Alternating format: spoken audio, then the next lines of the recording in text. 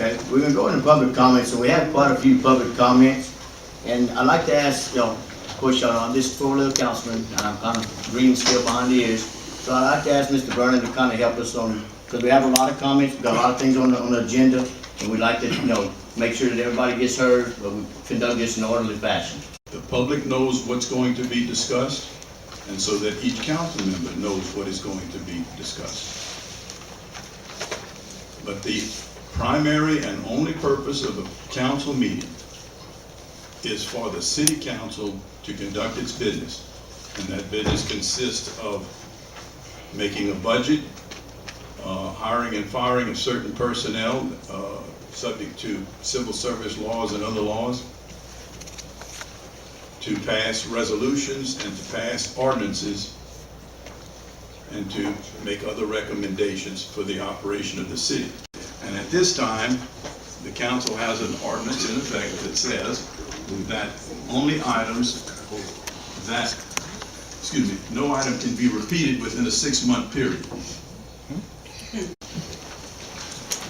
Good evening.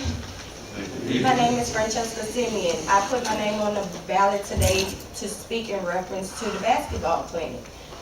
My problem with today, what's going on with the children. I don't see nothing in place for them. Nothing. There's nothing here for them. And I'm not speaking on wards. I'm speaking as a community. Enough is enough. We're losing our children to the streets. And nobody is stepping up to the plate. And it's time. It's nothing here for them to do. Y'all taking everything away, and all y'all giving them is jail cells. And I'm sorry to say, I refuse to see another child. After my brother's death at 18, I refuse to see another child lose their life behind a gunshot. Why? Because it's not like it used to be where a village raised a child. We lost that. Nowadays, if we go to somebody's child and try to correct them, the whole community want to come to fight. It's not like it used to be. And we need to get that back as a community, because we are losing our younger generation. And enough is enough. Mr. Sidney Brown?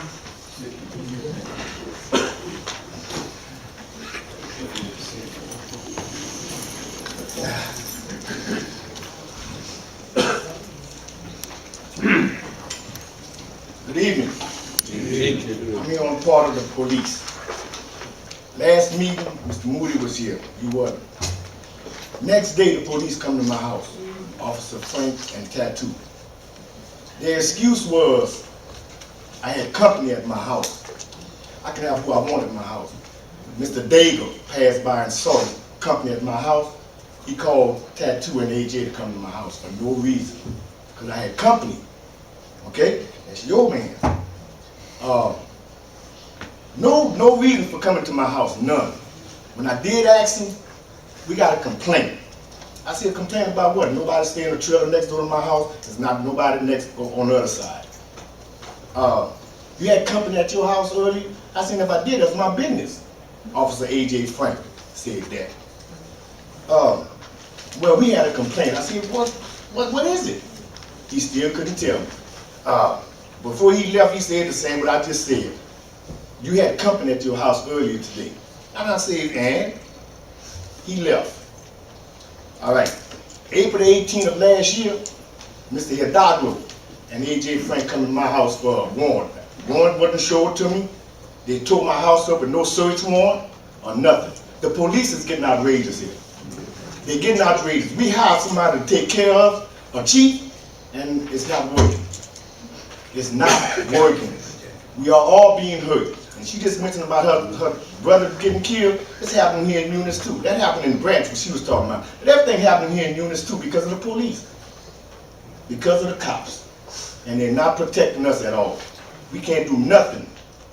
Nothing. We can't even talk to the police. Now they tell you to shut your mouth. Let me talk. Yeah. No, it's enough, man. I was harassed by Officer Frank 2010. He attacked me. No, nothing was done about it. I'm fed up. We fed up. We fed up as a community, black and white, and Mexicans. You got Mexicans here all too. All fed up. I'm done now. My 3 minutes not up, but I'm done. I see what I had to say.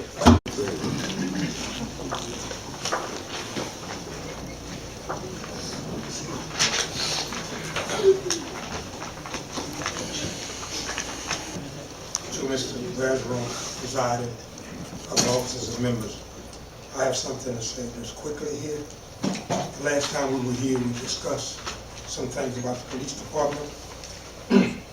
And I was told last meeting, I think Ms. Simpson had brought up the hiring of Mr. Hidalgo, and that's how the meeting ended when I walked out.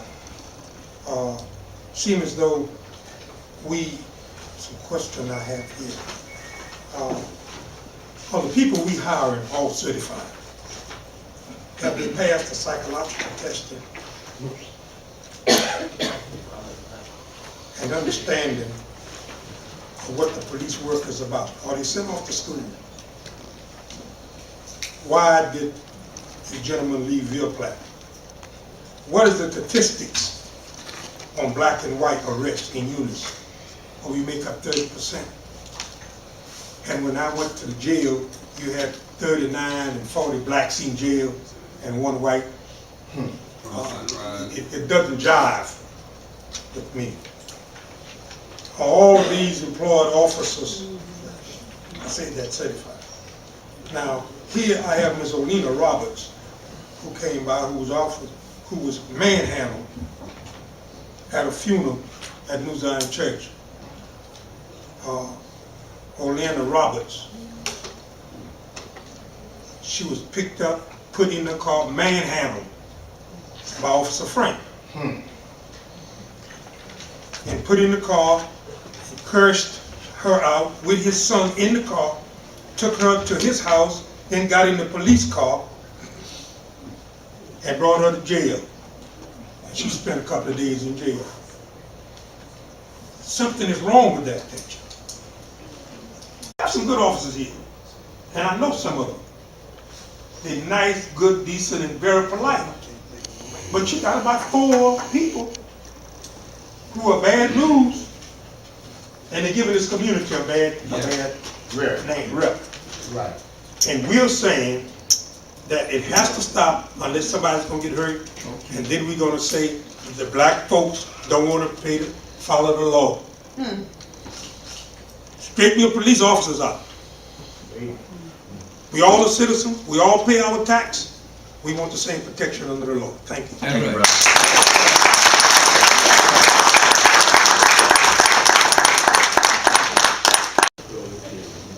My name is Alexander Leche. I moved to Eunice to attend school at LSUE for computer science. I was living in the Bingo Village apartments, and on December 24th, 2012, last year's Christmas Eve, I had the unfortunate run-in with Eunice PD that can be found online. They were facilitating an illegal eviction. On the spot, my landlord decided to evict me because I had a friend over who was suicidal, and I've known the guy for 12 years and I didn't want to lose him. I brought him over to my apartment knowing it was against policy to have a guest that day, but I calmed him down and he was good to go by the next day, and we were planning on heading out. Unfortunately, a psychotic individual pulled the fire alarms and we woke up around 7 a.m., 9 a.m. and EPD show up and start help facilitating the illegal eviction on the spot of him. So I recorded the incident for my sake and for accountability. And on the way out, when things started to get bad, it was a bit rude and it was a bit distasteful, but my anger had started to get up there, and I gave Lieutenant Young the finger, letting him know that I was displeased with his service there. It was an act that I considered nonverbal communication and protected by the First Amendment.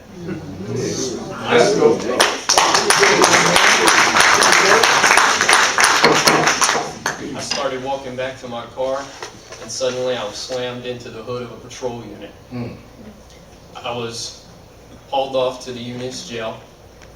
I was put in general population, and I argued with some of the people there because I was angry. I wanted to know why I was being kidnapped by my public officials for a First Amendment protected activity. The next night, I was released with hair less than a centimeter in length for sanitary purposes. My hair was clean. It was as clean as any of the females that had been booked in that day, but it was long. I had 3 additional charges tacked on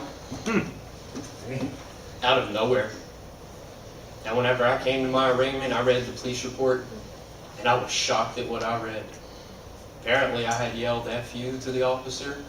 Apparently, my finger was right in his face. Apparently, I resisted arrest and pulled away from the officer, even though I wasn't told I was under arrest till after I was slammed into the patrol unit. These are activities I've never experienced in my life, and they frightened me. These are people I considered there to protect and serve. You're not there to protect and serve anymore, Chief Diaz. You're there to protect your own agenda, to serve. Your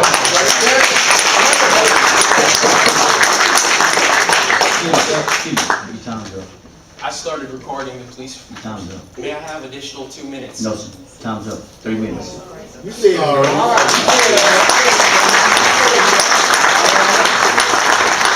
Everybody talks about wanting to be one community. Let's be one community. I mean, you know, stop breaking the law. This Saturday night, had 2 drug busts right inside my apartment complex. Had to be called out in the middle of the night so I could go. That's not a crime. Hey, excuse me. Hold on. Let me speak, okay? No. You know, I mean, that's the way it is. You know, say one community, all this stuff. Let's act like one community then. Let's help each other out. All the time, harassment, police harassment. It just gets old. And then about hearing about the black-white thing too. I mean, it just gets so old all the time. You know, and I just don't understand it. Why, if we get in trouble by the police officers, they're harassing. You have to bring to a board meeting and all this other stuff and everything. Take your legs. You did what you did, you can take your legs for it. I mean, I just don't understand. He was talking about everybody being one community and everything coming together, or somebody's gonna get hurt, you know, all this stuff. I mean, what is that? Hey, excuse me. You know, it doesn't make any sense. Nobody needs to get hurt. I mean, everybody just needs to work together. And if you do get arrested or you do get stopped by the police for something you weren't supposed to be doing, you need to take your legs for it. That's the way it is. I mean, that's just how I feel about it, you know. And I just get so tired of hearing harassment. I hear it all the time in my complex. Well, the police are harassing me. The police are harassing me. They're not harassing me. They're doing what they're supposed to be doing. They're doing their job. Most of the time it's about drugs. And I have so many people in my complex, you know, that they won't pay their rent, you know, but they want to go out and buy drugs with their money. You know. So I'd like to speak. I didn't say anything while everybody else was speaking.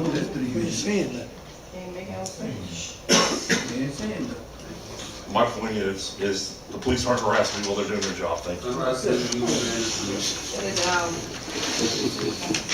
Here to talk about money. Just want to real quickly say that 1 year, from fiscal year, we spent like $750,000 on sewer plant. Didn't get out of budget, didn't raise taxes. You got 2 choices if you're passing a budget, being bucked in the red. Either cut back or raise taxes. Don't raise taxes, this town's got enough money. Request for Chief Diaz for hiring information on each hire of police officers that have not been brought to the council. I think that we have been given a list.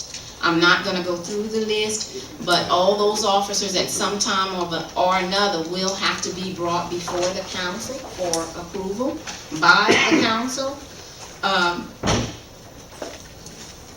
With that said, by those officers having to come before the council for hire, and what I want is the council members to basically look at the list and some of the items that I've placed on agenda, and I have interviewed 5 people, and we have officers on that list who have had some encounters. So actually, before they become appointed or hired, or should I say appointed, because they've already been hired. We have a list that some have been appointed, but they haven't been actually brought before the council for us to vote on it. And that's why I go to number 16 with harassment of citizens by police officers. Now, I just want to briefly say so I can get on with the item that I have on the agenda. I know that Mr. McManus came out and read something about what council business is and what the council meeting pertains to. And I figure if we hire police officers, then it is city's business. And if citizens that we have hired officers and we have placed them within the community, they are experienced, and the citizens are experiencing some problems or issues within their community, then they have to come back where it started, and where it started is here. So I know that I understand what it says and how it's written out, and it basically came about because the chief went to Mr. McManus for an item that I had on the agenda, and if I should be talking about the item again. Well, it wasn't the same item as what I talked about last month. Last month I talked about the southeast part and issues with police department. This time it's harassment by citizens of police officers. And the reason I had the 5 people or the 6 that I interviewed with is because one officer was supposed to be brought back before the council, but I don't think that that is going to happen. But in case it does happen, or at any given time, I'm going to call the individuals up that I wanted to let you know. And before they begin to speak, this is what I want to say. Yes, there are people who break the law, and there are people who are doing wrong. I'm not for people who are breaking the law and doing wrong. There are some people within the community who have been harassed. They don't have a rap sheet. They're not criminals. They're law-abiding citizens. I know some of these people. And what I did was, when I stepped out in the community to do some interviews and talk and poll people, I pulled those individuals to come here tonight so you could get a general idea of it is not people who have a long rap sheet, people who are breaking the law every day. I'm talking about law-abiding, tax-paying citizens. And several of them belong to my church. And when I started polling, I took a close look at it and I said, okay, well, you know, we've been told the other side that these people are criminals and that they're breaking the law. And that's why they're being handled the way they're being handled. But even if they're breaking the law, you still have to have their rights. And at the same time, I've said this in the past, when a police officer goes to arrest someone, it is not his job to try that person at that time. There's a judicial system in place to try that individual. If you violate his civil rights, 9 times out of 10, he's going to walk when he gets to court because his civil rights have been violated. The first person that, or individuals that I'd like to call up is Mr. John Thibodeau and his son, Joshua Thibodeau.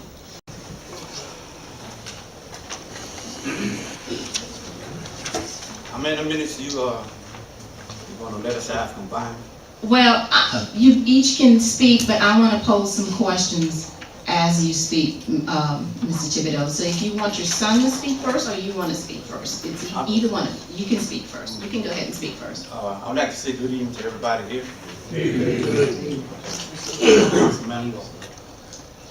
My name is John G. Thibodeau, and I reside at 721 South Martin Luther King here in Eunice.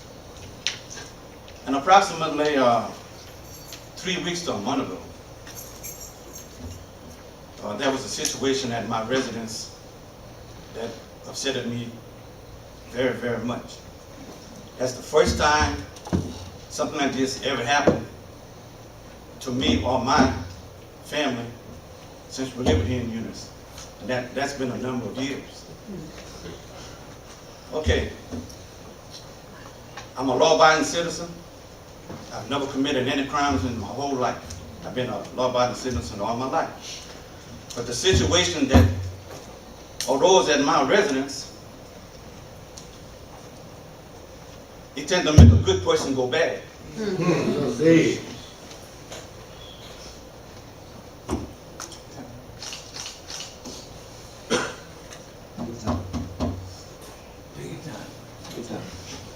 And I tell you, because of this, I had to contain myself. But what was going through my mind at the time,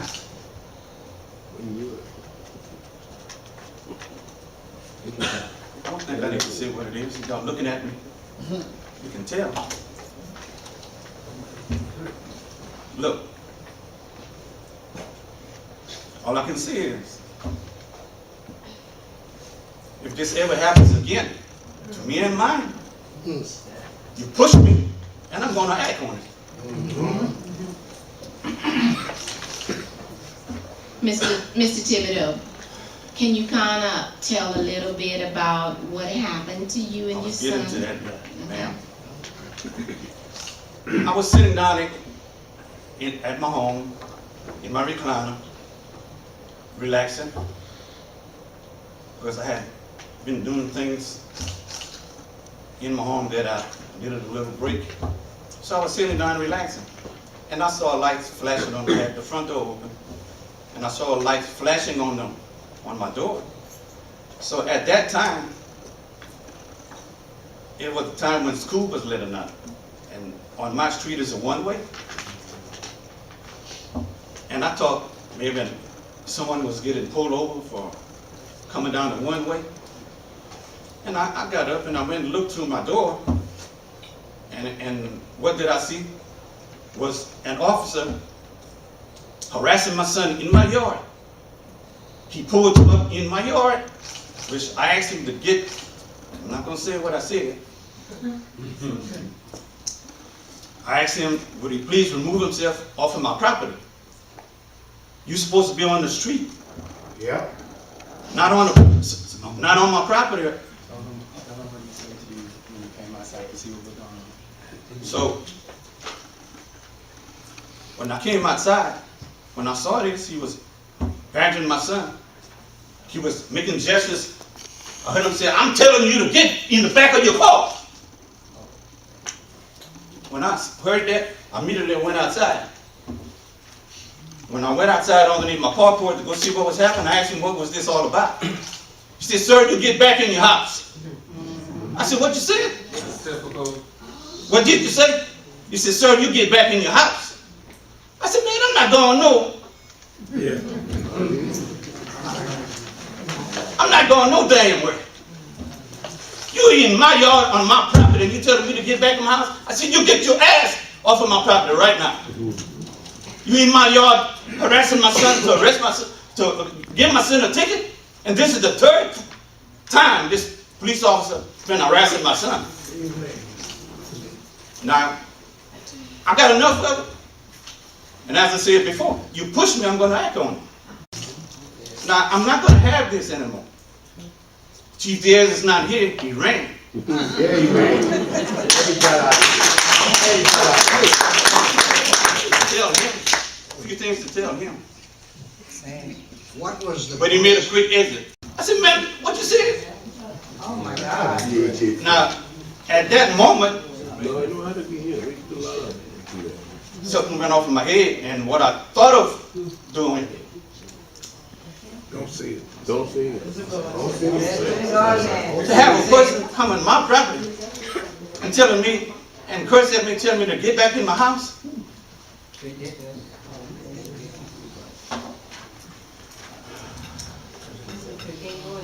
Mr. Burson, you know our family. I know you very well.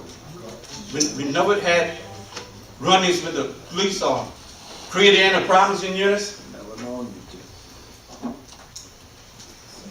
But Diaz is gone, he's not there. But either this man do something about his officers, the way they conduct themselves. That's right. The majority of them on the police force need to go back to school and learn manners and respect.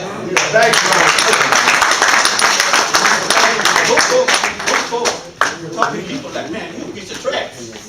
And I'm not going to have that. I know damn well I'm not a piece of trash. Sad. And the way that officer approached us, like we were criminals.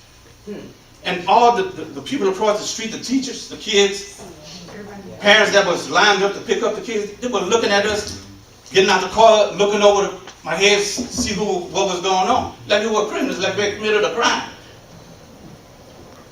You looking at me, officer? You were supposed to be, what's this person's name? Auburn? Ebony, whatever his name is.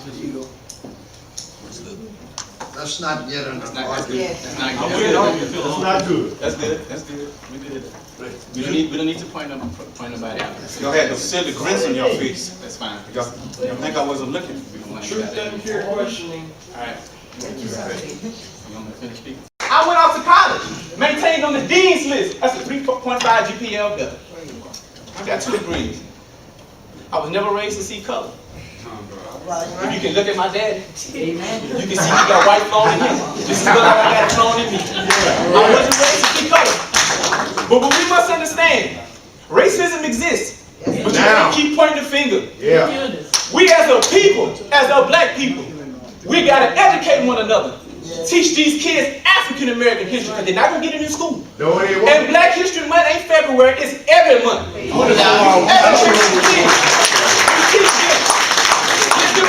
Every sense of pride. If you can do that, you ain't gotta worry about no cost profiling. These kids, let them know they can be doctors, lawyers. They can be whoever they want to be. Stop pointing the finger at the white man. Stop it. You're not gonna beat racism. Racism is here regardless here. You're not gonna change that. You can't change ignorance. It's instilled. But what you can change, and what they can't take from you, is your mind and the will for you to be educated. You understand? I'm talking to my people. Joshua, You understand? thank you. I'm glad, but I have a couple of people that are waiting. And I want to say one more thing. To Officer Albany, I'm going to ask you to leave me alone. Because as long as I've been in the 12 years I've been coming back here, an officer has never stopped me. This man has stopped me 3 times. I'm going to ask you to leave me alone. I guess that before Mr. Thibodeau began speaking, the reason that I did ask I thank you, Mr. John and Josh, for coming, because there are some pressing issues that are going on within my community, and I wanted to give you a general idea. We're going to get the names of those officers, because those officers will have to appear on that, from the list that the council has. Okay, Mr. Thibodeau, if you can, Mr. Thibodeau's going to be kind of brief and just kind of tell a little bit about his situation and what happened. Let me first acknowledge the councilman of each ward, and to say to you, thanks for a job well done. I know sometimes it's not easy, but I think thus far all of you have done an exemplary job in moving Eunice in the right direction. The department that you work in, I think the community is very satisfied with the department, and all of you have done an excellent job. But it's one department that diminishes everything that all of you are doing, and it's the police department. When I say the police department, we have some excellent officers of the police department. We all acknowledge that. But we also have 3 or 4 of the police officers that's bringing shame to Eunice, Louisiana, on the Louisiana map. You know, you go to different cities, police department is mentioned as being the laughingstock of Eunice. And that diminishes the good work that all of you are doing. Being a state trooper patrolling the highways of Louisiana is different from encountering the city where you're dealing with the whole community. He has a lack of knowledge for that. He has a lack of knowledge of understanding of his department, administrative-wise. When he receives a complaint in any one of his offices, he should have a folder on all his police officers. And when the community makes a complaint on any police officer, he should document that. He should document that. And at some point, he needs to meet with the police officers one-on-one and find out what's the problem. Because we have a lot of good police officers. If you keep a rotten orange or an apple in the bag, guess what's going to happen to the rest of them? You're going to be and it tells me one thing. If the chief cannot understand, if he cannot foresee the problem that 3 or 4 of his officers is creating in this town, then something is wrong with him. Either he doesn't have the understanding to correct the problem, or he's a part of the problem. It is time for the police department to be a police department, there to serve the people. And when Chief took his oath, to go do what? To protect every citizen of this town. First, he must understand that the badges officers wear and the gun does not make them a police officer. It comes from the heart. First, they're a peace officer. You try to bring peace to those who are being disruptive. Then if it doesn't work, then you become a police officer. Right. We all taxpayers in this town. We're all human beings. We all serve the same God with different colors. And colors doesn't matter. And Mr. Thibodeau, did you want to elaborate on? Let me elaborate. I thought my brother was going to start off first because he was there at 2:30 in the morning when 4 police officers went and knocked on my mom's door looking for my brother's daughter. And until today, that young lady will come before the court and say that she was not around her grandmother's house. They lied to my brother, saying that she was sitting on the porch. That's why they were there. And they were making a false statement. My niece never did approach my mom's house at 2:30 that morning. Woke my brother up, banged on the door. My brother woke up. You know, when you sleep in your mind, it's not right. They wanted to come in, so my brother said, "This is not my house. I'm living with my elder mother." And by the way, my mom was 95 years old. She had a birthday this April. She's 96. They kept my brother trying to make them understand that at this time in the morning, I have an elderly mother right there in the room sleeping. I'm going to ask that you'll not disturb her. They wouldn't take no for an answer. They proceeded until he said to come on in. They went in my mom's bedroom. Took the flashlight, 95-year-old woman, shined in her eyes. Oh, man. My brother called me the next day. I went checked on my mom. She said, "I feel bad." I said, "What?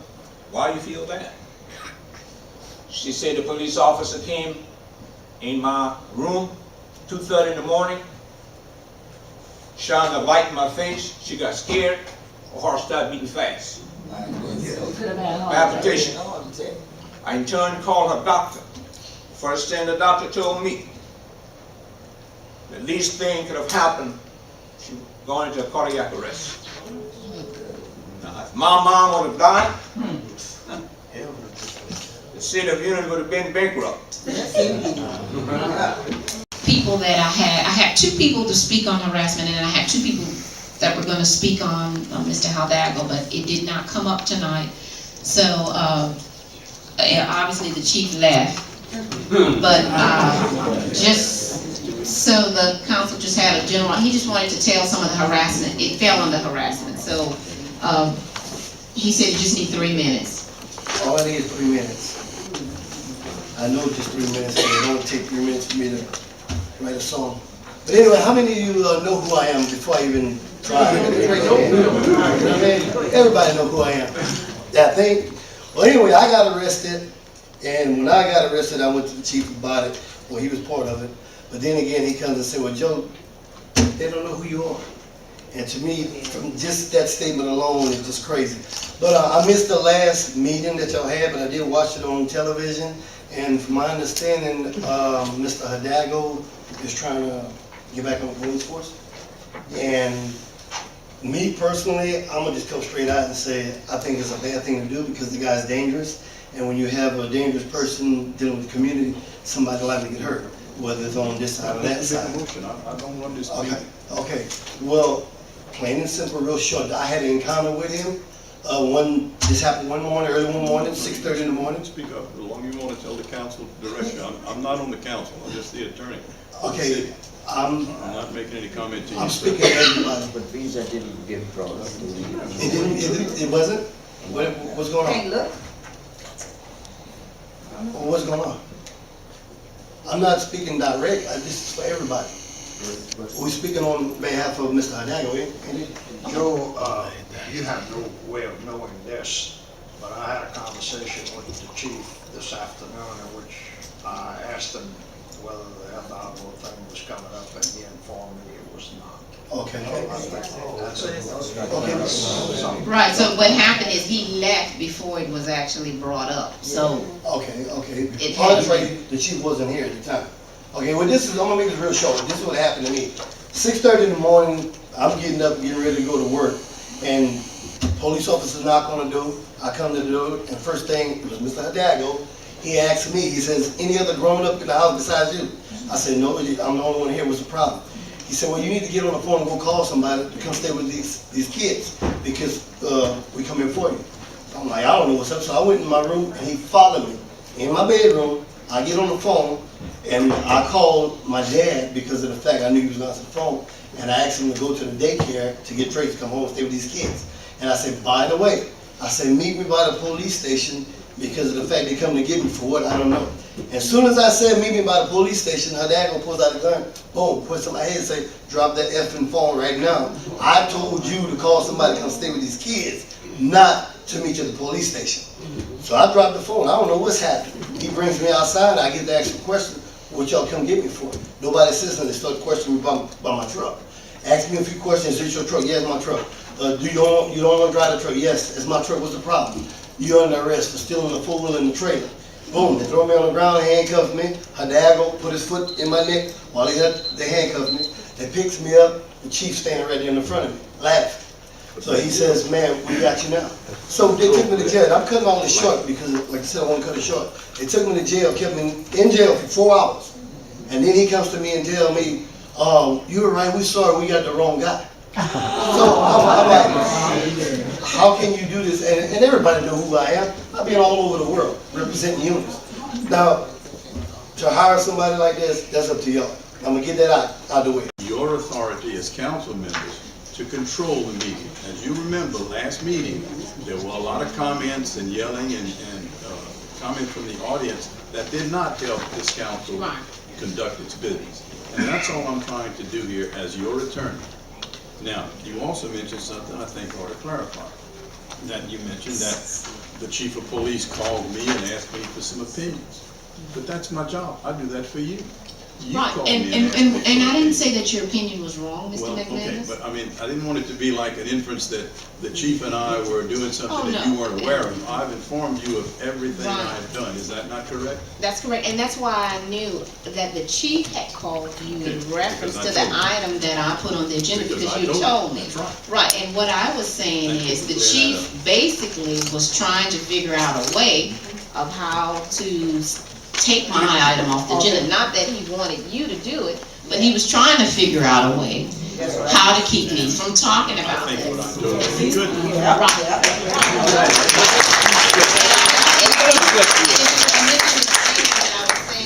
I guess what I was saying, and I should have explained it better, is that when the chief, he went to you to, in turn, figure out a way how to stop me or take my item off. He asked my opinion, illegally, what can he do? And I explained to him that if the council wants it to be heard, it is heard. If the council doesn't want it to be heard, it is not heard.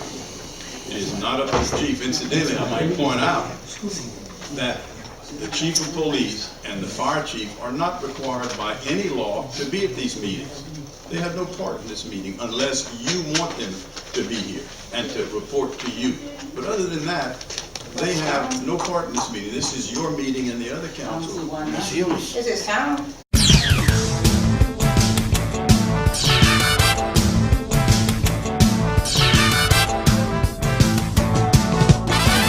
KELN.